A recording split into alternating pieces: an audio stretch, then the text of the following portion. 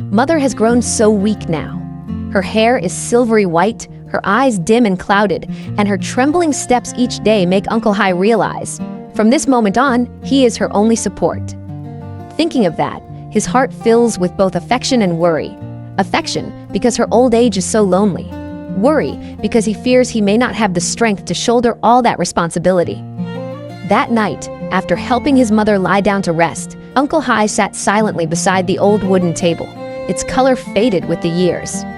Outside, pale moonlight spread across the garden, shimmering on the mango leaves swaying in the breeze. The air was so still, he could hear the crickets chirping beneath the beetle palm, their soft sound blending with the heavy thoughts weighing in his chest. Can I really do this? Do I have the health, the patience to care for her until the very end? He whispered, eyes gazing far beyond the window, where a few stars sparkled faintly against the night sky. The unanswered questions circled endlessly in his mind, pressing down on his heart. He knew caring for his mother wasn't just a duty of a son. It was a long and testing journey. He would have to set aside the small joys of his old age, the fishing trips with friends, the afternoon chess games beneath the almond tree, the long-dreamed trip to somewhere far away. Now, all of those were unfinished memories, giving way to something more sacred. Being there for his mother, tending to her every meal and every night's sleep. In the dim moonlight fading across the wall, Uncle Hai's thin, quiet figure seemed to be listening to his own heartbeat. Though his heart was tangled with worry, deep inside, a faint faith still flickered. That as long as his mother was alive, as long as he could care for her, no hardship would ever be too heavy to bear. In the beginning, when Uncle Hai decided to bring his mother home to care for her, everyone in the neighborhood praised him as a devoted son. But inside that little house, not everyone was happy. His wife, the one who had shared all his years of hardship, did not agree with his decision. That day, after he finished preparing the small room for his mother, she sat quietly on the porch, her voice heavy. Have you really thought this through? Taking care of an elderly mother isn't easy. Do you still have the strength to manage everything? And what about her 2 daughters? Why can't they take her in? He fell silent, eyes distant. The wind outside carried the faint smell of cooking smoke from nearby homes.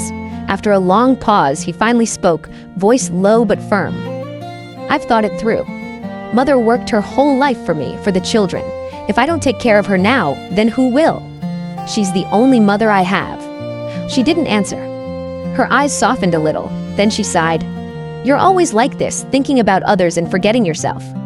Honestly, you're so stubborn. I don't even know what to say anymore. From that day, a quiet distance grew in the house. Mealtimes lost their laughter and warmth. She came home less often, using work as an excuse, but he knew she was upset. And every time he looked at the empty chair beside the dining table, his heart sank a little more. Some nights, he sat alone on the porch, listening to the rain tapping gently on the tin roof. Inside, his mother coughed softly. He hurried in to tuck another blanket around her, then turned back to the still, silent house. Am I doing the right thing? He asked himself.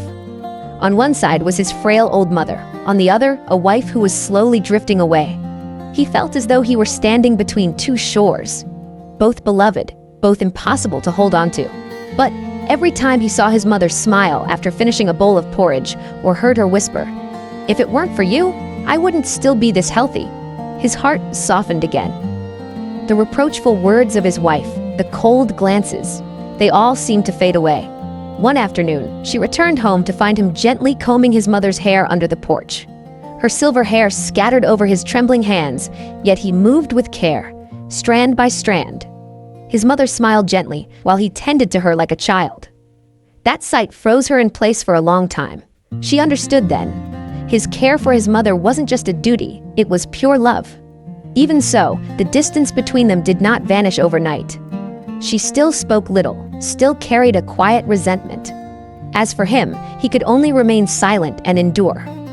One night, after his mother had fallen asleep, he sat on the porch, staring out at the empty yard. The silver moonlight brushed his graying hair, making his figure seem lonelier than ever. Yet within, he still believed. There are things one must do, even if others don't understand. Because such things aren't merely obligations. They are love.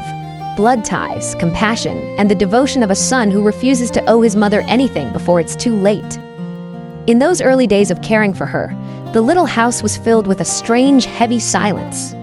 His mother was there, but without his wife, the emptiness was palpable. In the morning, as sunlight filtered through the thin curtains, he would hear the sparrows chirping in the yard, and his heart would grow heavy again. Breakfast now had only two people, him and his mother. The clinking of spoons against bowls echoed softly, broken only by her gentle voice asking simple things. "Hi, are you going to the market today? Buy me some sweet leaf, will you? I'm craving a bowl of sweet leaf soup." He smiled and answered softly, "Yes, mother. I'll cook it for you right away." Her kind smile warmed him, but in his eyes lingered a trace of sadness. Because every time he looked toward the kitchen, he remembered his wife, the woman who once stood beside him, laughing as they cooked together. Now it was just him, quietly managing pots and pans, caring for his mother, and learning how to live alone. At night, after his mother had fallen asleep, he often sat by the old wooden table. On the wall, the yellow lamplight glowed faintly over their wedding photo, when they were still young, eyes full of love. He sighed, then looked toward the yard, where moonlight spilled in thin silver streaks. The wind whispered through the bamboo leaves, like a sigh from time itself. Without her, this house feels so empty, he thought, then smiled faintly to himself, swallowing his loneliness. One evening, Mother called from her room. "Hi, I'm thirsty." He quickly stood up, poured a glass of warm water, and gently brought it in. "Drink it slowly, Mother. Be careful, it's hot." She took the cup, her eyes glimmering with emotion. "I'm troubling you too much, aren't I?" she asked softly. He shook his head, smiling kindly. "Don't say that, Mother. Taking care of you is what I'm supposed to do." In that moment, he felt a simple happiness. As long as his mother was still there, every exhaustion suddenly became light. But not every day was peaceful. Some days, Mother's health changed. She ate less, forgot more, and sometimes grew angry for no reason. Once, when he cooked porridge for her, she scolded, "I told you I don't want porridge. Why do you keep making it?" He patiently explained, "Mother, your stomach is weak. The doctor said you should eat porridge to digest better. I just want what's best for you." She turned away, saying nothing. He looked at her, sadness rising, but no anger. She's old now, he thought. Her moods change. I have to love her even more. At first, even the smallest tasks, changing her clothes, cooking, bathing her, made him awkward. But little by little he became familiar. Everything turned natural, like breathing. Each morning he woke early, went to the market, picking each bunch of vegetables and piece of fish carefully, only the ones she liked. At noon, while she napped, he swept the yard, tended the garden, and cleaned around the house, doing everything with quiet care, as though preserving a part of their shared past. In the afternoon, he would help her out to the porch to catch the breeze, sitting beside her to listen to the wind rustling through the bamboo. She told stories from long ago, the days she carried goods to market, the years raising her children. He listened silently, his heart swelling with both tenderness and gratitude. Though his life now lacked his wife's laughter and the company of old friends, every time he saw his mother eat well and sleep peacefully, his heart grew calm again. Loneliness remained, but within it was a quiet peace, a kind of happiness that only a devoted son could understand, the joy of living for the one he loved most. The days of caring for his mother passed slowly, peaceful on the surface, but full of hidden waves of weariness and challenge. The more he loved her, the heavier the weight of responsibility felt upon his thin shoulders. Each morning, he rose early and went to the market, basket in hand, inspecting every bunch of vegetables, every fish. He remembered the doctor's words. She should eat bland food, avoid oily dishes. Every meal he cooked, he tasted first, afraid it might be too salty, too spicy, or too hard for her to swallow. Some days, heavy rain flooded the streets, the market nearly empty. Yet he still wore his raincoat and walked over a kilometer to buy the exact kind of fish she liked best. But those efforts weren't always understood. Old age had made her temper fragile. One afternoon, when he brought in a bowl of porridge, she frowned. "I said, I don't want porridge. Why do you keep making it?" He spoke gently. "Mother, your stomach's weak. The doctor said porridge is easier to digest," but she brushed him off, her tone irritable. "I don't need it. I can take care of myself." He stood silent for a long moment, then quietly took the bowl outside, setting it on the table. Tears fell where no one could see. He knew she wasn't truly angry at him. It was just old age making her sensitive and quick to temper. Every time it happened, he reminded himself, to love mother is to endure. As long as she's alive, I still have the chance to care for her. At night, after she slept, he lay on the living room floor, ears always alert to every sound. Just one soft cough or turn of her body, and he would jump up instantly. On cold nights, when her coughs came again and again, he would sit beside her, rubbing her back, making her ginger tea. Watching her frail shoulders tremble, his heart ached deeply. Yet it was in those very nights that he truly understood what filial piety meant. It wasn't sweet words, but the small, quiet acts, the sacrifices no one else ever saw. The hardest part for him wasn't caring for his mother. It was facing the loneliness. His wife remained distant, visiting only occasionally, her eyes no longer warm as before. The neighbors were kind, but none could understand those sleepless nights when he lay awake, afraid something might happen to her. Sometimes he sat alone on the porch, moonlight falling across his silver hair, suddenly realizing how fast time had slipped away. One evening, after dinner, Mother suddenly dropped her bowl. The porcelain shattered across the floor. Her hands trembled as she said, her voice breaking, "My hands are weak now. I just make trouble for you all the time." He quickly took her hand, shaking his head. "Don't say that, Mother. As long as you're healthy and here with me, that's all I want." She looked at him, eyes glistening with tears. In that moment, all his weariness seemed to fade away. In the days that followed, he quietly continued his routine, cooking in the morning, washing clothes at noon, reading the newspaper aloud to her in the evening. Sometimes she told stories from long ago, her voice trembling but full of warmth. Perhaps that was the greatest reward for all his hardship, to hear her laugh, to see her at peace. Though life was still full of difficulties, inside him, worry slowly gave way to calm. He realized that this journey of caring for his mother wasn't just a test. It was a way to relive his own childhood, when her hands had once protected and nourished him. Now, he was returning that love with all the patience and devotion of a son fulfilling his sacred duty. After the stormy days, Uncle Hai and his mother's life slowly returned to its gentle, peaceful rhythm. Gone were the quarrels, the reproaches, only the soft whispers of the wind brushing past the porch, and the gentle smile of an aging mother remained. In the morning, the first sunlight streamed through the window, spilling gold across her silver hair. Uncle Hai sat in the kitchen, quietly cooking porridge, his hands stirring deftly while his lips hummed an old Vang Ko tune his mother used to sing. That humble melody filled the small house with an unusual warmth. After breakfast, he pushed a chair out to the porch, helping his mother sit and enjoy the bright bougainvillea blooming nearby. She smiled, her face pure and childlike. "These flowers are about to bloom all over, aren't they, son? When I was strong, I used to love them so much." Uncle Hai nodded, his voice soft. "I remember. When I was little, I used to sneak up to pick them, and you scolded me so bad I never forgot." They both burst into laughter. That laughter, simple yet full of warmth, seemed to chase away all weariness. At noon, while his mother napped, Uncle Hai went out to the garden, trimming the starfruit branches and watering the rows of green vegetables. The droplets sparkled under the sun, carrying the earthy scent of peace. He realized then that he was living in one of life's rare, tranquil days. No struggle, no anger, only love and kinship. As dusk fell, he took his mother for a walk around the village. Children playing nearby chirped, "Hello, Uncle Hai. Hello, Grandma Hai." She held his hand. Taking slow steps, her voice soft with old stories, about his father when times were poor, about the catfish in their old pond, about the floods when they ate only rice with sesame salt.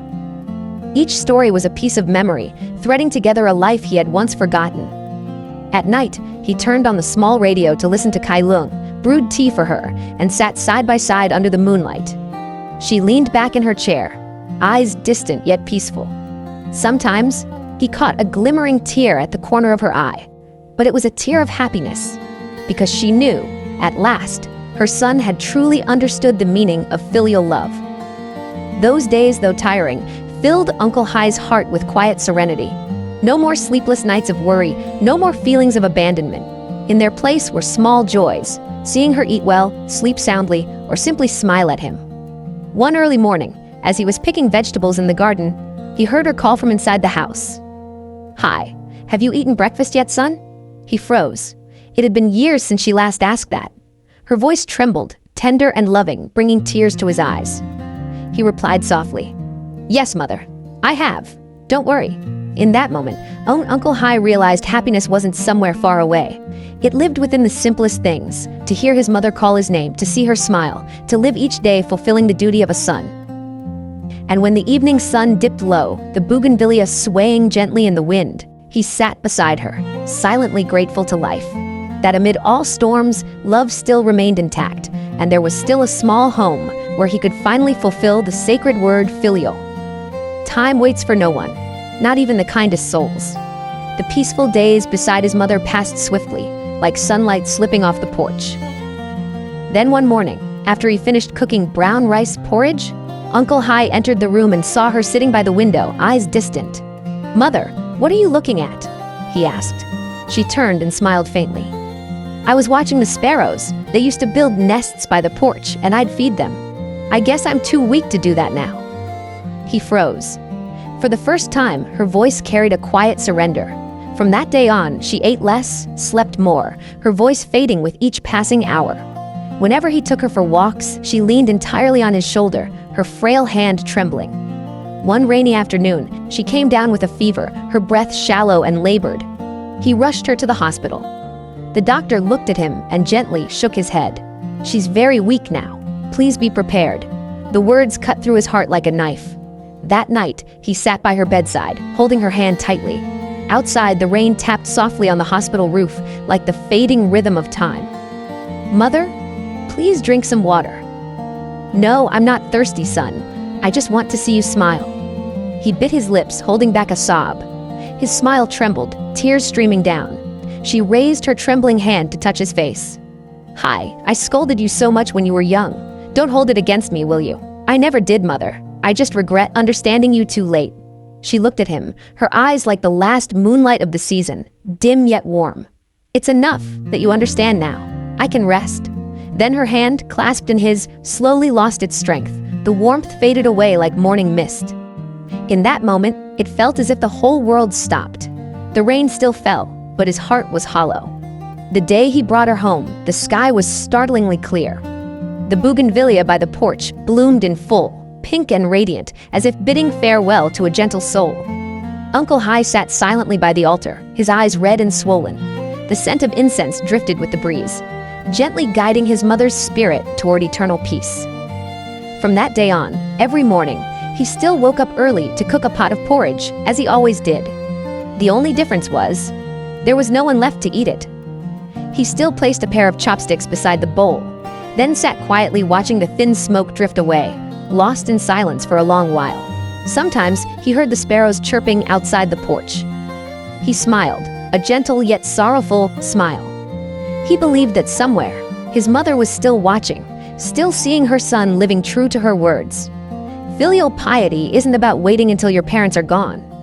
It's about living in a way that brings them peace while they're still with you. Now, in the small house, only Uncle Hai remained, along with the long afternoon shadows cast upon the wall. Yet whenever he lit incense and looked at his mother's portrait, the heaviness in his heart was gone. In its place was serenity, because at last he had fulfilled his duty of filial love. Life for everyone must pass through loss. But for Uncle Hai, that loss was no longer a wound. It had become a gentle reminder that love must be spoken, must be given, while we still can. On the porch, the bougainvillea still bloomed pink, like his mother's smile from long ago. The wind stirred, scattering the leaves. He lifted his head toward the sky and softly said, "Ma, I miss you so much, but I'm not sad anymore. Please rest easy now." And in that moment, beneath the clear blue sky, Uncle Hai thought he could hear his mother's laughter, tender and warm. The very laughter that, for the rest of his life, he would carry within him, like the final breath of an undying love. In the years after his mother's passing, Uncle Hai's small house gradually grew steeped in quietness. The vegetable garden remained green, the bougainvillea bright each time morning sunlight touched it, but the warmth of his mother would never return. Every morning, He still rose early, brewed a pot of tea, lit an incense stick, then sat by the porch watching mist drift over the roof tiles, his heart calm as a lake after a storm. People say that after losing loved ones, we often grow silent. But for Uncle Hai, that silence was peace. For he knew his mother had left with a tranquil heart, and it was his fulfilled devotion that allowed him to live without regret. One day, he received a call from the hospital. His former wife, the woman who once resented and left him for not understanding her husband's heart, was now frail and living in a nursing home. Hearing the news, he stayed silent for a long time. Though the years had blurred many memories, her voice in his mind remained the same, a little firm, a little proud, yet carrying a hidden tenderness. The next afternoon, he brought some fruit and a small bouquet of flowers to visit. The room in the nursing home was still, the only sound the ticking of a clock.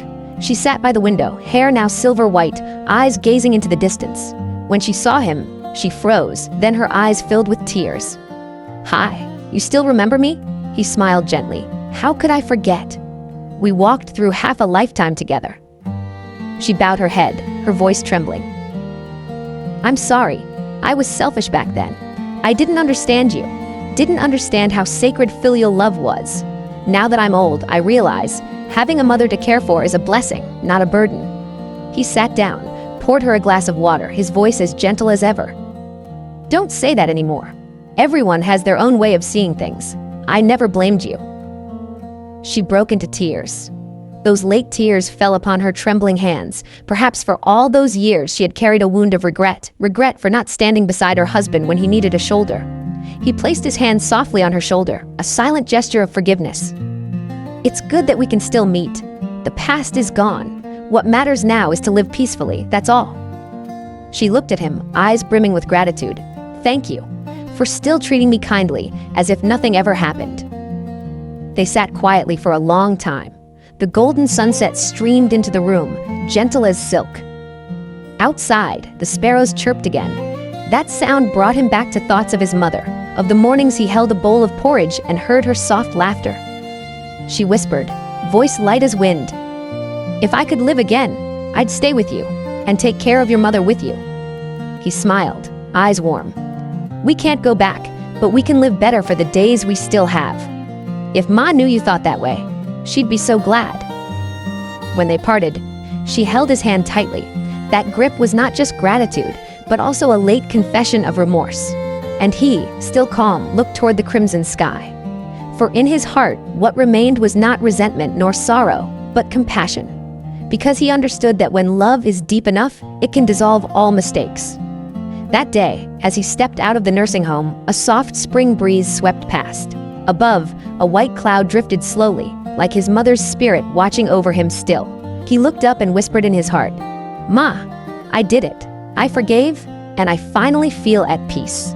And in that tender dusk beneath the vast heavens, a devoted son and a once-lost wife both found what is most precious in life, forgiveness and unconditional love. That afternoon, the sunlight that afternoon stretched across the old tiled roof. The breeze rustled through the bamboo grove, sounding like a gentle song of the homeland. Uncle Hai sat by the porch, lifting a steaming cup of tea. The scent of lotus tea mingled with the fragrance of bougainvillea outside, forming a unique aroma. The scent of time, of memory, of the years long gone but still lingering in the heart. That day, his former wife, her hair now white, her steps slow, returned to visit the house.